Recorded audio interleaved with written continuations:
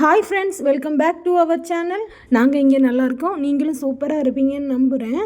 இன்றைக்கி நம்ம வீட்டில் சூப்பர் டேஸ்டியான கீ ரைஸும் டக்குன்னு செய்கிற சிக்கன் குழம்பு எப்படி செய்கிறதுன்னு பார்க்கலாம் வாங்க.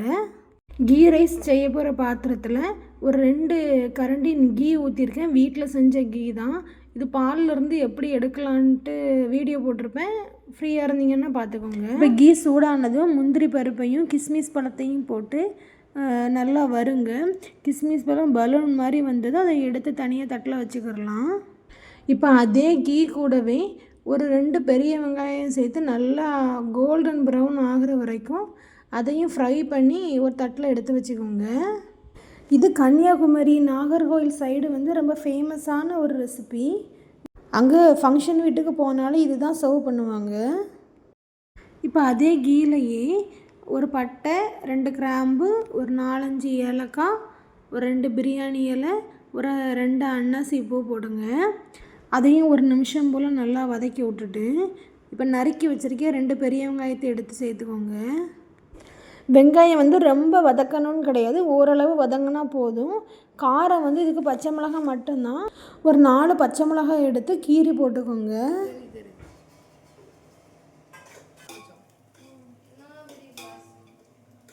இப்போ அது கூடவே ஒரு 2 டேபிள் ஸ்பூன் இஞ்சி பூண்டு பேஸ்ட்டு போடுங்க. இது பச்சை வாசனை போக மட்டும் நல்லா அதை வதக்கி விட்டுக்கோங்க. அது வதங்கினதுக்கப்புறம் கொத்தமல்லி புதினா சேர்த்துக்கோங்க. கொத்தமல்லி கொஞ்சம் கம்மியாகவும் புதினா கொஞ்சம் அதிகமாக சேர்த்துக்கிட்டிங்கன்னா இன்னும் ஃப்ளேவர் நல்லாயிருக்கும். அதையும் நல்லா சேர்த்து போட்டு பரட்டுங்க. இப்போது பாஸ்மதி அரிசி ஒரு 2 கப் எடுத்து வாஷ் பண்ணி ஒரு 1/2 hour ஊற வச்சுருந்தேன்.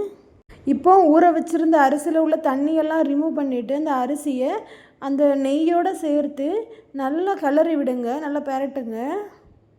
அப்புறம் தேவையான அளவு தண்ணி ஊற்றிக்கிடலாம். 1 கப் அரிசிக்கு 1.5 கப் தண்ணி வச்சு ஊற்றுங்க. இப்போ நான் 2 கப் எடுத்திருக்கேன், 3 கப் ஊற்றிருக்கேன். அப்புறம் இந்த ரைஸுக்கு தேவையான உப்பு போட்டுக்கோங்க. நல்லா மிக்ஸ் பண்ணி விட்டு டேஸ்ட்டு பாருங்கள். உப்பு நம்ம டேஸ்ட் பார்க்கும்போது கொஞ்சம் முன்னே இருக்கணும், அப்போ தான் வெந்து வரும்போது கரெக்டான டேஸ்ட்டு வரும். இப்போ ஒரு வெயிட்டு வச்சு மூடி வச்சுருங்க. 10 நிமிஷம் கழித்து திறந்து பார்ப்போம். ஹை ஃப்ளேமில் இருக்கட்டும். இப்போ திறந்து பார்த்திங்கன்னா அரிசியும் தண்ணியும் ஒரே லெவலில் சமமாக வந்துடணும். அதுக்கப்புறம் இப்படி வெயிட்டு வச்சு அடியில் ஒரு தோசைக்கல் வச்சு ஒரு 1/4 மணி நேரம் அது டிஸ்டர்ப் பண்ணாதீங்க. அது மீடியம் ஃப்ளேம்லேயே இருக்கட்டும். அதுக்கப்புறம் திறந்து பார்த்திங்கன்னா சூப்பராக உதிரியாக வந்துடும். நம்ம ஏற்கனவே ஃப்ரை பண்ணி வச்சுருந்த ஃப்ரைட் ஆனியனையும் முந்திரி பருப்பு கிஸ்மிஸ் பழம் எல்லாம் போட்டு சூப்பராக சர்வ் பண்ணிடலாம். இப்போ அது கூடவே தொட்டுக்க ஒரு சிக்கன் கிரேவி ரெடி பண்ணலாம். டக்குன்னு ரெடி பண்ணிடலாம், வாங்க பார்க்கலாம். ஒரு குக்கரில் கொஞ்சமாக எண்ணெய் விட்டு ஒரு 2 பெரிய வெங்காயம் அது வதங்க விட்டு ஒரு டேபிள் ஸ்பூன் இஞ்சி பூண்டு பேஸ்ட்டு போடுங்க. அதையும் நல்லா பச்சை வாசனை போக வதங்கிட்டு ஒரு 2 பெரிய தக்காளியும் சேர்த்துருக்கேன், அதையும் நல்லா வதக்குங்க. இப்போ அது கூடவே ஒரு 3/4 கிலோ சிக்கன் எடுத்திருக்கேன், அதையும் வதக்கி விட்டுட்டு ஒரு 2 டேபிள் ஸ்பூன் குழம்பு மிளகாத்தூள் போடுங்க. உங்கள்கிட்ட குழம்பு மிளகாத்தூள் இல்லைன்னா ஒரு 1.5 டேபிள் ஸ்பூன் மல்லித்தூளும் ஒரு டேபிள் ஸ்பூன் வத்தல் தூளும் போடுங்க. நீங்கள் உரைப்பு ஜாஸ்தியாக சேர்ப்பீங்கன்னா கொஞ்சம் எக்ஸ்ட்ரா வேணால் வத்தல் தூள் போட்டுக்கோங்க. அதுக்கப்புறம் ஒரு டீஸ்பூன் கரம் மசாலாவும் அந்த சிக்கன் கிரேவிக்கு தேவையான உப்பு போட்டு நல்லா மிக்ஸ் பண்ணிக்கோங்க சிக்கனை. அதுக்கப்புறம் ஒரு 2 டேபிள் ஸ்பூன் தயிர் சேர்த்துக்கோங்க. தயிர் சேர்த்திங்கன்னா இன்னும் டேஸ்ட்டாக இருக்கும் கிரேவி. இப்போ கொஞ்சமாக கொத்தமல்லி தழை கிரேவிக்கு தேவையான தண்ணி சேர்த்துக்கோங்க. இப்போ குக்கரை மூடி வச்சு கரெக்டாக 2 விசில் தான். 2 விசில் விட்டு ஓப்பன் பண்ணி பாருங்கள், சூப்பராக சிக்கன் கிரேவி ரெடியாக இருக்கும். இப்போ பாருங்கள், 2 விசில் விட்டு எடுத்து வச்சுருக்கேன்.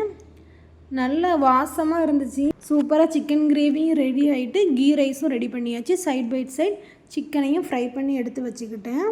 கூடவே தயிர் பச்சடியும் ரெடி பண்ணி வச்சுருக்கிறேன். கீ ரைஸ் அழகாக உதிரியாக வந்திருந்தது. டேஸ்ட்டும் சும்மா சூப்பராக இருந்துச்சு. நீங்களும் இது மாதிரி உங்கள் வீட்டில் ட்ரை பண்ணி பாருங்கள். ட்ரை பண்ணி பார்த்துட்டு எப்படி இருக்குன்னு கமெண்ட் பண்ணுங்கள்.